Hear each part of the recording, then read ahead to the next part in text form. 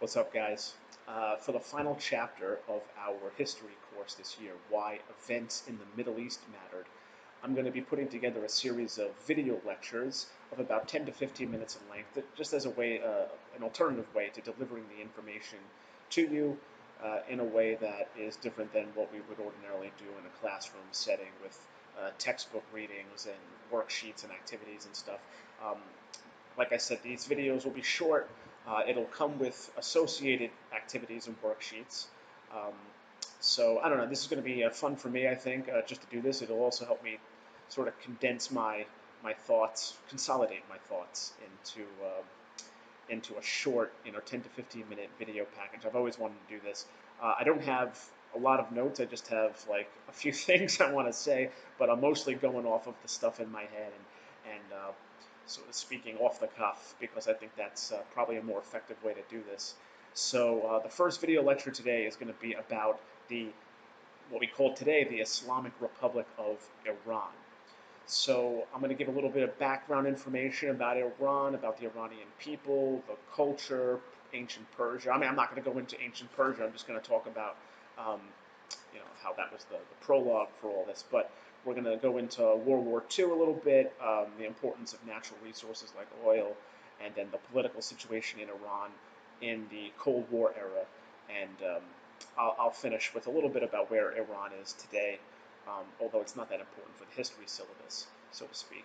Um, but yeah, I don't have a lot of notes, so I'm just going to start with a background on the Iranian culture. And the Iranian culture, which is the Persian culture, can be traced back. It's one of the oldest cultures in the world. It's like 8,000 years old. I mean, think about that. Jesus was walking around Jerusalem 2,000 years ago. Muhammad was walking around what is today Saudi Arabia, like maybe 16, 1700 years ago, not that, 1400 years ago, let's say. Um, the Persian culture is 8,000 years old. They fought the Greeks, they fought the Romans, they were fighting in the 20th century, and they're still fighting for their survival as an Islamic republic today. At least the government is, if not the people. Um, they're not Arabic. That's a common mistake that students make. They kind of conflate everybody in the Middle East as, Arabs. That's not true. They're Persian. They speak Farsi. They don't speak Arabic, although I'm sure that many people there are probably bilingual in those two languages. Um, and so, from a historical standpoint, I want to start at the end of World War II. Not really at the end of it, but at in the closing scenes of World War II. As history students, you're familiar with the two big conferences that were held near the end of World War II to sort of set out the post-war world between the big three members of the U.S. government, the U.K. government, and the Soviet government. The one man that was at both conferences at Yalta and Potsdam was Stalin. At Yalta, Franklin Roosevelt, who was sick with polio, was there, who was later replaced at Potsdam with Harry Truman.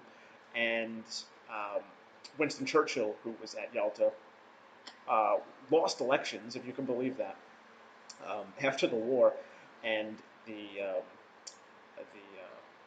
British public sent David Attlee to 10 Downing Street, and then he was the representative at Potsdam. But there was actually a third conference, and it was before all that. It was at Tehran. Tehran was a very important city. Iran was a very important place because of the oil fields there, especially during the war. It was a very important place for, in order for armies to move, you need oil. You need oil to move the tanks around and the airplanes. So very important oil fields in Iran. I think that both sides recognized.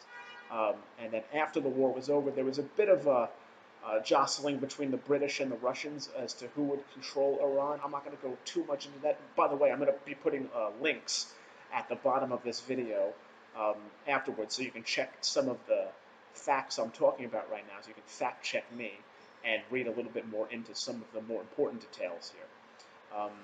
But we're not going to get too into how Iran became, it wasn't really colonized after World War II, but it kind of fell into spheres of influence. But ultimately, we want to speed up the timeline here to 1953.